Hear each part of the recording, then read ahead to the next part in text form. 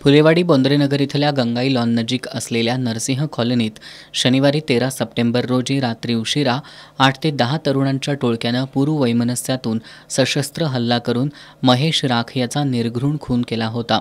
या प्रकरणी मयत राख याच्या नातेवाईकांच्या फिर्यादीवरून 8 ते 10 जणांच्या विरोधात करवीर पोलिसात गुन्हा दाखल करण्यात आला होता।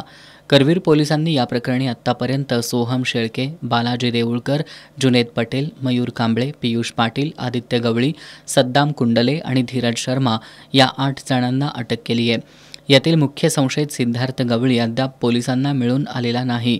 दरम्यान सोमवारी सायंकाळी अटकेतील 8 संशयितांना करवीर पोलिसांनी गंगाई लॉन इथल्या सिद्धार्थ गवळीचं घर, ज्योती पेट्रोल पंप, दत्त कॉलनी परिसरात फिरवून घटनेपूर्वी आरोपी कुठून कसे आले आणि खून केल्यानंतर आरोपी कुठून पळून गेले, हत्यारं कुठं टाकली याची माहिती घेतली आहे। यावेळी पोलीस निरीक्षक किशोर शिंदे, सहाय्यक निरीक्षक बाबासाहेब सरवदे, अंमलदार विजय तळसकर, सुभाष सरवडे, सुजित दावणे, रणजित पाटील, प्रकाश कांबळे यांच्यासह गृहरक्षक दलाचे जवान देखील उपस्थित होते।